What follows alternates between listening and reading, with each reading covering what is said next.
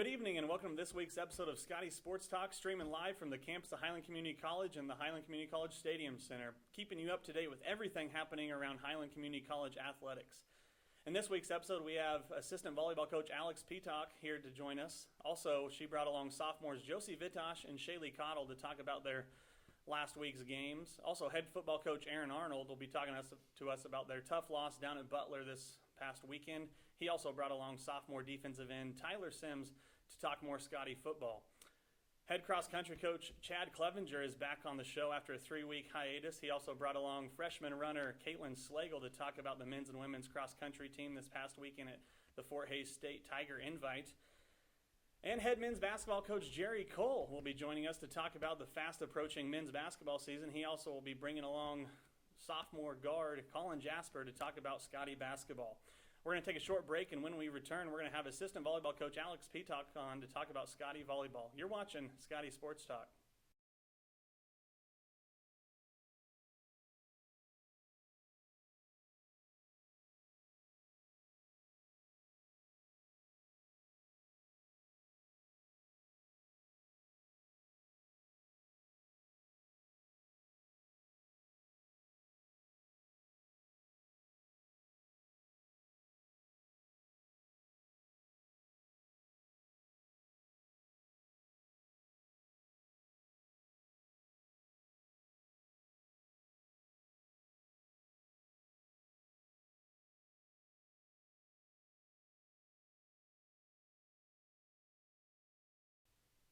And welcome back to Scottie Sports Talk, streaming live from the Stadium Center on the campus of Highland Community College. Now joining us, assistant women's volleyball coach Alex Vitosh. Alex, welcome to the show. Thanks for having me.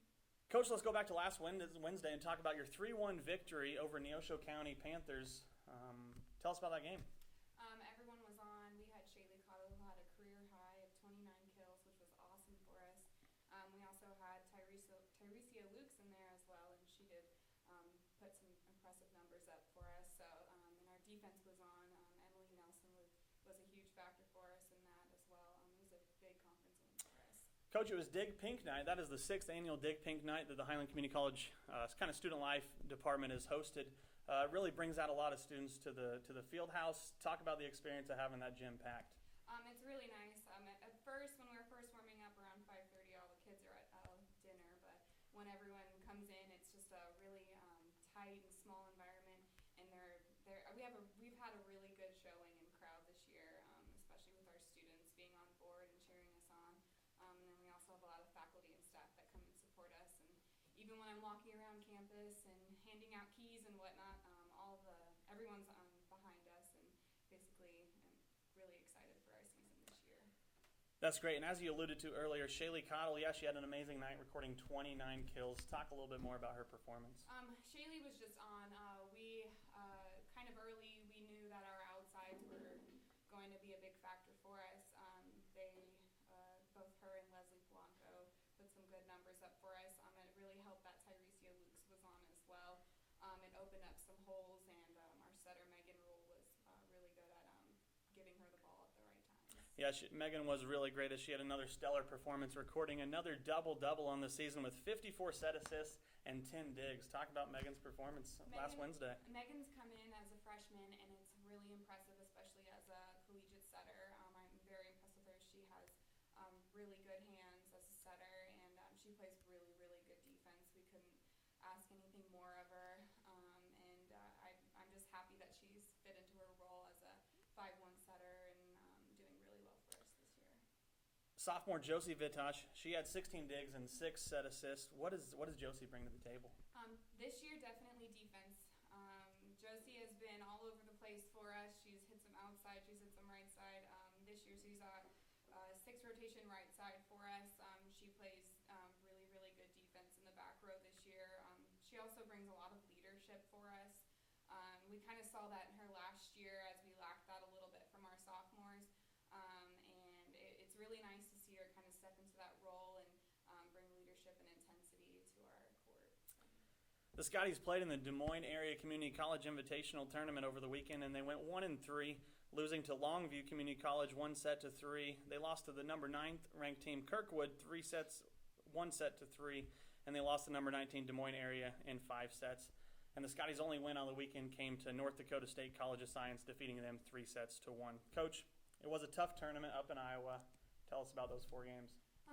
So we started off with North Dakota School of Science, and they were a tough team. They were pretty solid, but I was happy that we could pull out that win. I knew we would. Longview was kind of a slip-up, maybe a reality check for us, but we had to come back the next morning and play some really tough teams, so we had to be mentally strong. So it was nice to pull some wins from those top-ranked teams, especially Kirkwood, which we will see this weekend, so revenge on them. And then DMAC, they were solid. We were at their last match, and they were looking for a win, and they had a really big right side who caused us a little bit of trouble, but it was really nice to see us go 5 sets with them and just kind of pull out some wins. And we did some really good things. Shailey had some good numbers, and so did Ty. Just wish we could have pulled it out at the end. You host your last regular season home matchup this Wednesday as Johnson County Cavaliers. They come to town. What do you anticipate from the 16 and 11 team in Johnson? Johnson is always good. Their record may not look like it maybe this year a little bit. They're kind of struggling in our conference, but that doesn't mean that we're going to overlook them. They're always fundamentally strong, and they're always mentally strong as they've been to the national tournament multiple times. So we're definitely looking forward to it. We are very excited to play them, and we are practicing hard and making sure that we know their defensive scheme and stuff like that. We did get to see them play this weekend, and like I said, they're fundamentally strong, so it'll be good. Well, Coach, good luck this Wednesday as they take on Johnson County at 5:30 p.m. on October 12th. It is also sophomore night that evening. We're going to take a short break, and when we return, we'll be joined by sophomore volleyball players Josie, Vitosh, and Shailey, Caudle. You're watching Scottie Sports Talk.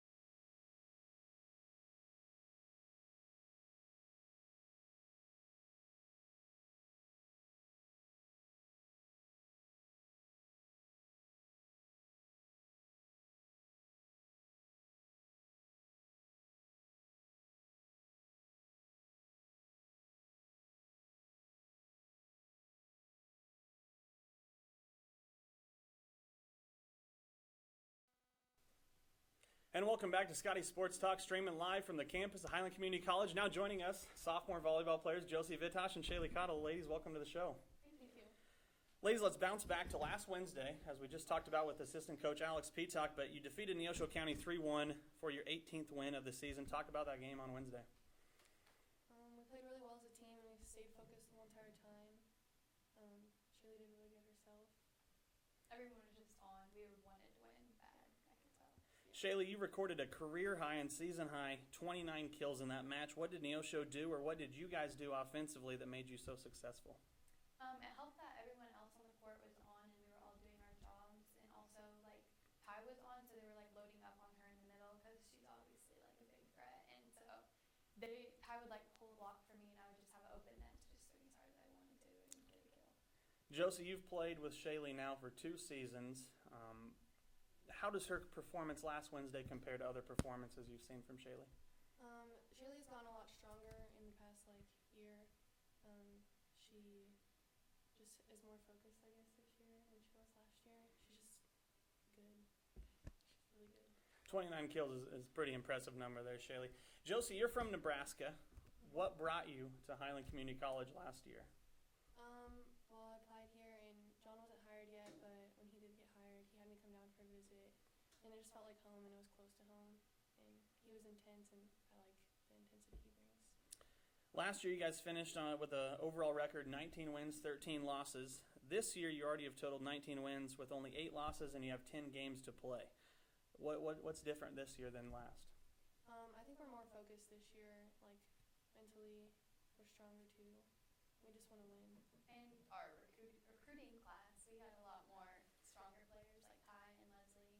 And then defensively, we had some good players come in. And Megan, our setter, is amazing. So that helps. What are some of the team's goals the rest of the season as you have 10 games remaining and some very tough opponents coming up in Johnson County and Cali College? Like the 2 main goals is to like win the next 2 Wednesday night games so we can host our district. And nationals, of course. It's a big one. You girls have been teammates for 2 years now, so we're going to, hopefully you know a little bit about each other, but we're going to find out. We're going to play a little game here. Josie, I'm going to start with you. I'm going to ask you questions about Shailey, and you're going to try to answer them the best you can. Then Shailey, I'll ask you questions about Josie, and we'll just see exactly how well we know our teammates. So, Josie, what is Shailey's middle name? Danielle. That is correct. It is Danielle. Where is Shailey from? Atchison, but she went to school at Effingham. That is also correct. 2 for 2, Josie, doing well. All right, true or false? Shaylee's favorite movie is Bridesmaids. That's true. That is true. 3 for 3, Josie's on a roll. True or false? Shailey is majoring in pre-med. That is false. What is she majoring in? Education. Wow, 4 for 4. What is Shaylee's jersey number? Number 8. That was quick. 5 for 5. And last one, true or false? Shaylee's mom's name is Sandy. That is false. And her name is? Stacy. Wow. 6 for 6. Josie knows Shailey pretty well. All right, Shailey, see if you can do just as good, or else it's going to be a little embarrassing for you as a friend and teammate. All right, Shailey, what is Josie's middle name? And Where is Josie from? Odell, Nebraska. Odell, Nebraska. 2 for 2. True or false? Josie's favorite movie is The Incredibles. I think she put Grinch. She did. Her favorite movie is How the Grinch Stole Christmas, which is only on like 1 month out of the year. Josie lists 5 things she can't live without in her bio on the website. Which one does not belong in her top 5? Food, friends, family, chocolate, Gatorade, Netflix. Chocolate. It is chocolate. Chocolate does not belong. The other are her top 5 things in life. What is Josie's jersey number? 11. It is 11. And last one, true or false? Josie's dad's name is Steve. I think that's true. And we have our first wrong answer. Josie's dad's name is Stuart. Very, very close. You did great. 5 for 6. Josie, 6 for 6. You're going to take home the prize tonight. Congratulations. Good job. You guys did pretty well. You know each other pretty well as teammates and friends. So, great job. Ladies, thanks for stopping by and chatting tonight. And good luck on Wednesday in your last home regular season game, as well as sophomore night. Good luck. We're going to take a short break, and when we return, we'll be joined by head football coach Arnold as he brought along sophomore defensive end Tyler Sims to talk about their tough road loss this past Saturday in El Dorado. You're watching Scottie Sports Talk.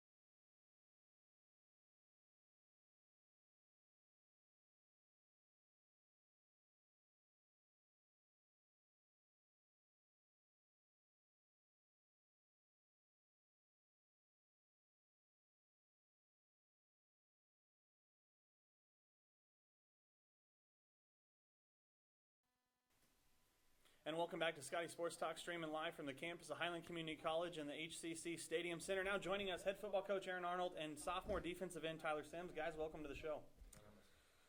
Coach, tough one over the weekend down in El Dorado against Butler. Talk to us about that game.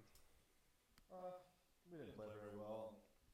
Butler's a good football team, and when two good football teams play each other and one plays really well and the other plays very poorly, it's what happens. That one kind of got handed to us.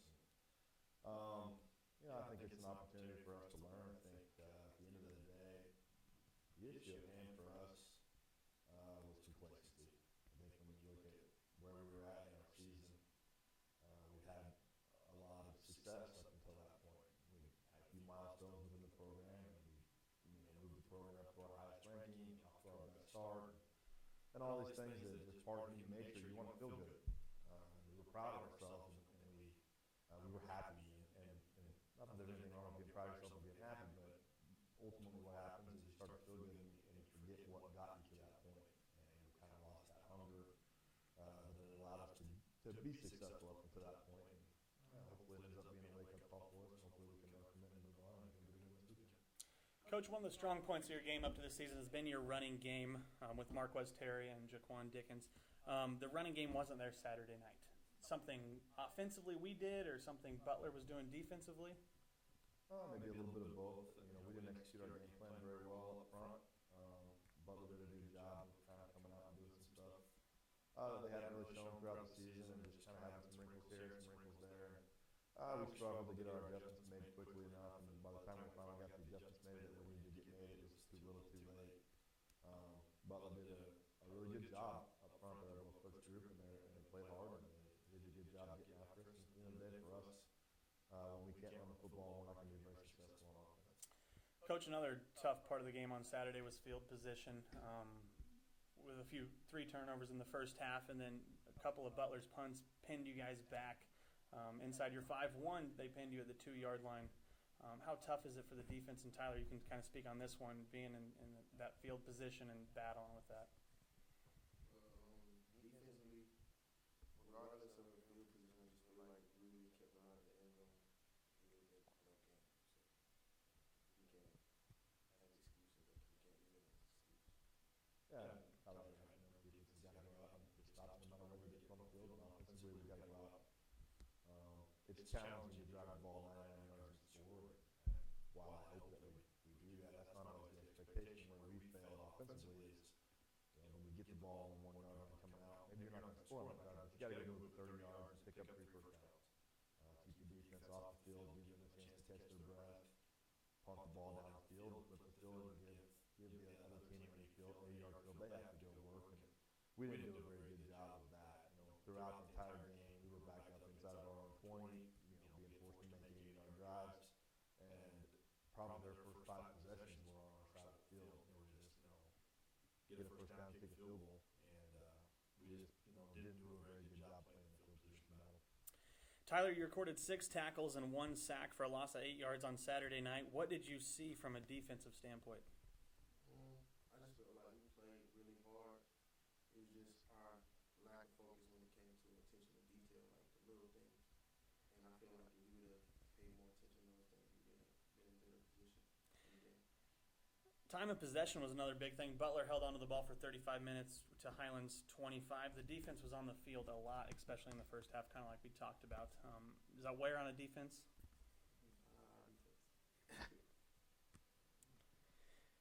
Coach, after the first half, you still only were down 8-16, basically 1 score. What was the message at halftime? Halftime was challenging for us. We were very busy making adjustments because we saw a lot of stuff that was different than maybe what we'd prepared for. And so we were pretty preoccupied making adjustments. But the message that I tried to get to the team was just to calm down. We played our worst half of football that we've played yet. Things had not gone our way at all in the first half, and we were in a 1-score ball game with a very good football team. And that's really what I wanted everyone to hear at the half. And we came out and did a good job making our adjustments, and we drove right down the field. And at the end of the day, Butler defense bent but didn't break, and we couldn't get in the end zone. And I think at that point, unfortunately, you start to feel a little bit demoralized, and Butler goes back out and scores again. And wheels just kind of fell off a bit at that point. So we've got to keep fighting to the end. I don't think our guys ever quit playing hard. I don't think that was the case. I thought we played hard to the end of the game, but we just made 2 mistakes throughout the match. As you talked about that first possession of the second half, you got some offensive momentum going finally. But Butler stopped you on a 4th and 4. You gained 2 yards at your own 14-yard line. Turnover on downs. You make that first down, that could be a huge game changer there. The tone totally shifts. I think that's the play of the game.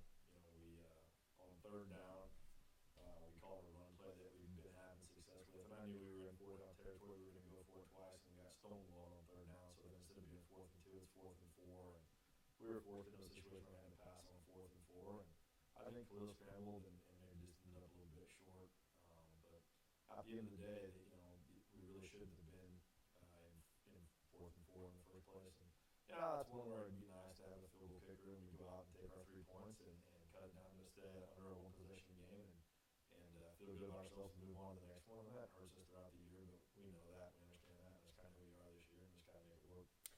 Butler ended up scoring a touchdown on the next possession and capped their scoring off with a field goal early in the 4th quarter to make the final score. Highland 8, Butler 26. Coach, this week you have Independence Pirates. The Pirates are 1-4 on the year with only a 27-24 win over Iowa Central, but we all know every game in the Jayhawk is tough. What's the plan this week? Well, I'll tell you, I think that's the most deceptive record in the Jayhawk Conference.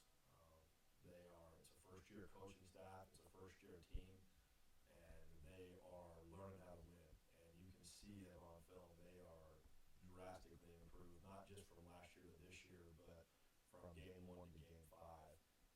They just continue to get better and better. They've got some of the best talent in our conference. They're not going to end the season with 1 win. They're going to win some games as this thing's going on.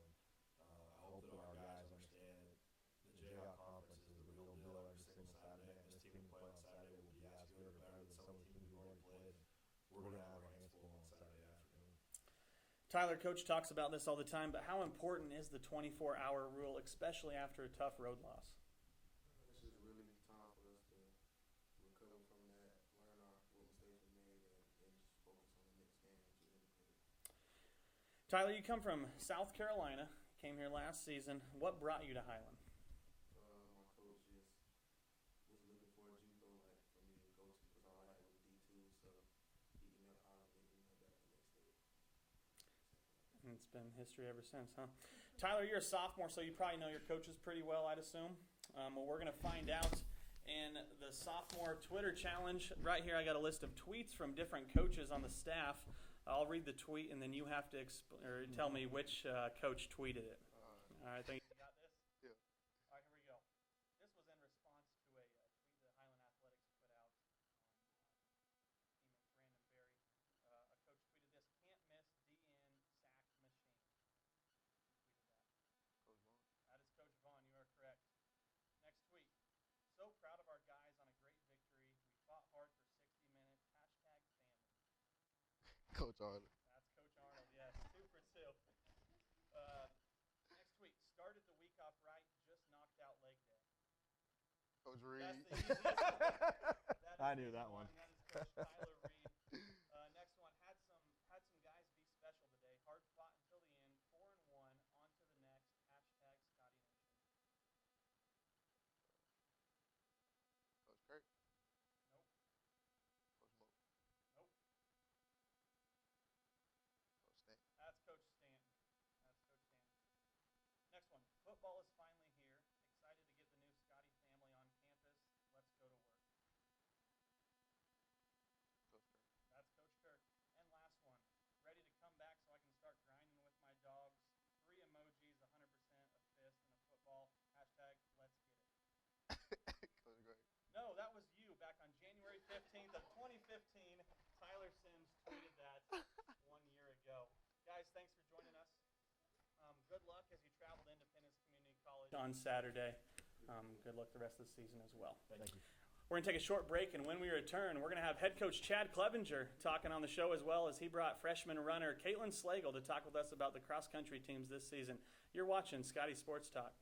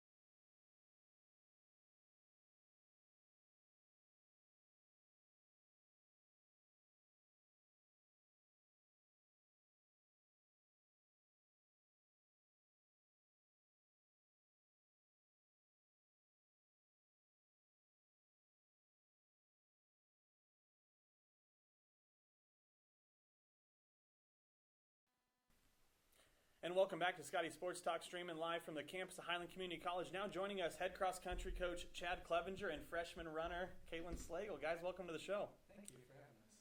Coach, your teams competed at Fort Hays Tiger Open on Saturday. The women finished 9th, and the men brought home 5th place. Talk to us about their run on Saturday.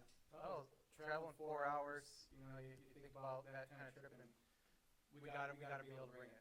If we're going to make that kind of trip, and we came back with 11 PRs out of 20 people that competed. Personal records, best time. When you do something like that, it can be a good ride home. So we were very happy with that kind of effort. The fastest women's team time we ran all season, but the fastest women's team time in 4 years. So we're making a lot of good progress with them, and very happy with the progress. And the guys are doing really well. And it's a tough meet, 7 ranked teams. So it's a tough meet to go there, and we really we try to be on that day, and we were able to come back with 11 PRs. Go out and put up some numbers.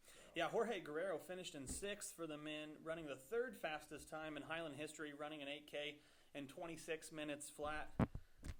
Jorge, man, just a great runner. He's been doing great. He's working hard. He's doing everything that we're asking him to do. He's a great leader for our group, and just doing a lot of good things. He ran a great race, just very patient at the beginning, and a couple of our guys got a little antsy at the beginning. He stayed back and he just kept moving, and he was with the lead group.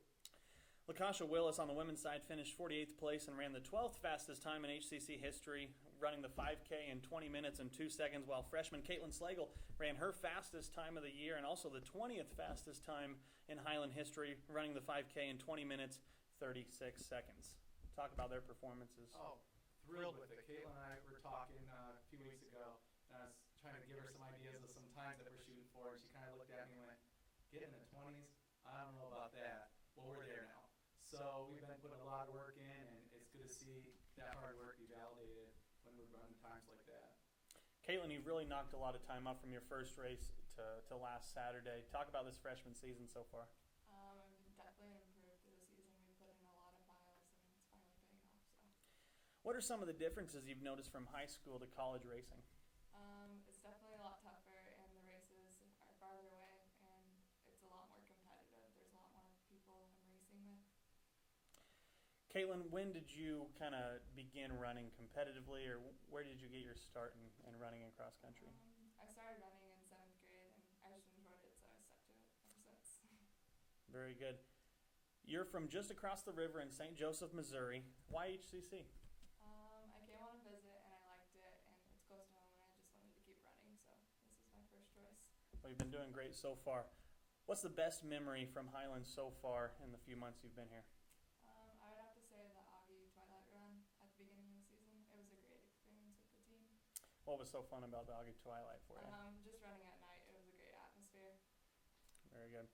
Your next meet is 1 week from today, the Ollieism Invitational, hosted by Butler Community College down in El Dorado, Kansas. Tell us more about that meet and what you expect. They're labeling it the pre-nationals, so it's on the same national course that we'll be competing at in a couple weeks, next month actually, and so we're really looking forward to be able to see the course, kind of get a feel for it, and see some good competition. All the Jayhawk schools are going to be there. Whenever you know the Jayhawk schools are going to be there, you know it's going to be some top flight competition. Great. Well, guys, that's all that time we have for you tonight. Chad, thank you. Kaitlyn, thank you for joining us, and good luck 1 week from today. Thank you very much. We're going to take a short break, one last short break, and when we return, we're going to be joined by head men's basketball coach Jerre, and he brought sophomore guard Colin Jasper to talk about their upcoming season. You're watching Scottie Sports Talk.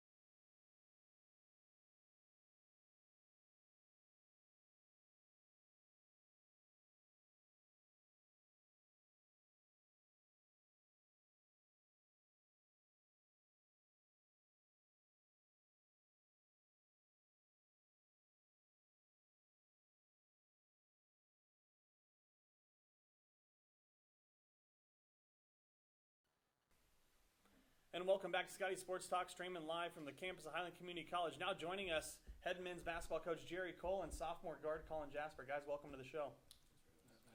Coach, you're heading into your 8th season as the head coach of the men's basketball team, and you are 3rd all-time in wins with 112, just behind Francis Flax with 153.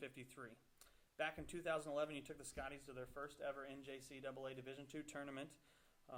What have been some other highlights from the past 7 seasons here at Highland? Well, when I came here, part of the goals that were set forth were become more competitive. I believe we've accomplished a lot of those goals, and just recently we found out we had our 5th guy go overseas, and so our talent base is drastically increased, and we're pretty proud. And the guys moving on. Coach, you attended and actually played basketball here at HCC. You averaged 15 points a game and 5.5 rebounds per game. What is it like being able to be the head coach at your alma mater? Well, I think the stock answer is always it's special. Unlike a lot of the HCC grads, I look back on my time here as a student and really enjoyed it. This was a chance to come back and help the basketball program possibly become more competitive, and I think, like we just talked about, we've done that. And the other end of things is that a lot of people are still here that were here when I went to school here 20 years ago, and so it's been kind of reconnecting with people, which has been special. Yeah. Well, let's talk about this year's Scottie men's basketball team. Coach, you only returned 1 player from last year's team, and he's sitting right here in front of us. That's Colin Jasper. Tell us more about Colin. Well, Colin survived. Colin's your ultimate student athlete. He's a great student. He's easy to coach. He's a great kid. Extremely competitive. Got a great work ethic. He's been a real privilege or a pleasure to have around. Colin, what's it like being the only returner from last season? Have a bunch of new faces in front of you now. I feel like it's definitely quite the big role to step into. We have pretty much an entire new roster, and to kind of have to show these new kids kind of like the way on and off the court, because I myself know what Coach Cole and Coach Oler expect from us on and off the court. Feel like you have a lot more weight on your shoulders this season, being the leader, being the only returner? I do, especially compared to last year, being the small town kid, just kind of got picked up, last off the bench type of thing, and just trying to embrace a new role, trying to get my head around that. As you mentioned, a lot of new faces this season for the men's basketball team. Coach, tell us more about the roster, and that's made up of mostly freshmen now. Yeah, we have 12 freshmen. We really like our guard play. Our overall athleticism, guards and forwards, have greatly increased from last year to this year. A bunch of guys that have really been on doing it the right way. We don't have a lot of guys that are trying to go off and do their own thing, which is really fun to coach. We like our group. Right now we've had 3 scrimmage games. I didn't let us win any of them, but finally we got a taste of truly what college basketball is all about, and I think we'll have a pretty successful season with the group we've got. Colin, you finished last season with 15 wins, 16 losses, 1 game below 500. What were some of the goals you set for yourself this past offseason? Personally, just getting better at basketball, shooting, and really just being a lot more consistent than I was last year. 'Cause for me, I started off really slow, and then as the season went on, I kind of got a feel for it, and I kind of got into the games and started scoring, trying to produce for our team. Coach, what's a preseason look like for your team? What are some of the things you focus on in August, September, and October? Well, we're just trying to lay a foundation for where we can be later on. Conditioning base usually comes in August and September, and then we don't get after it on the court quite as early as some people do, but we've tried to back down. We're trying to keep it simple. Guys are taking to it. We've implemented a new offensive scheme. That's going to take a little bit of time, so even Colin he's got to pick up on that as well. And so it's been a little bit on the slow side, but our preseason went well, and every day we get a little bit better, which is nice. Colin, you're from Troy, Kansas, just down the road. I said 8 miles. You said 9 miles. You probably know it better than I do. Did you think Highland would be the place that you kind of started off your college career? Just for education-wise, Highland was for sure, and then came along an offer from Coach Cole, and I had to for that. That was my only one. I wasn't going to turn that down for nothing. So, yeah. Colin, what's it like playing for Highland, a team that you grew up watching as a kid? Being a local, I've always known about Highland all my life, really. So it's kind of, I feel, kind of honored, special to be able to play so close to home. It's a good feeling. Coach, you've coached and played at different levels of basketball. What is it about the junior college level that you love the most? Well, I think most coaches sit here and tell you that the kids are hungry, and I think that's true to a degree. I like junior college because this is the closest you can get to having Division I caliber guys.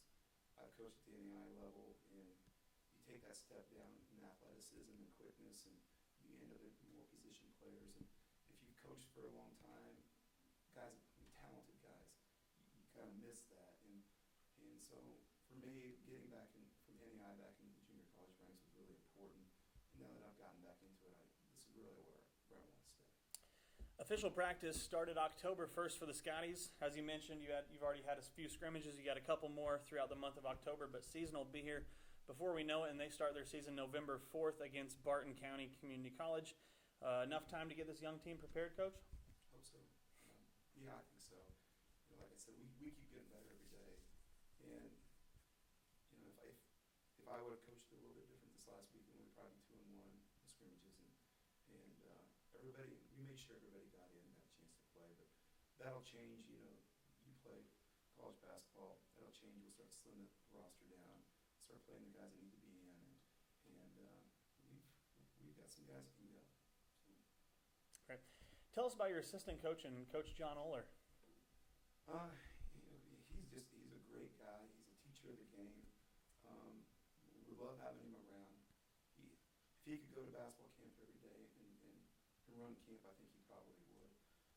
Just loves teaching basketball, and he's kind of a nice counter to me because he can always play good cop, and I'm really good at the other side.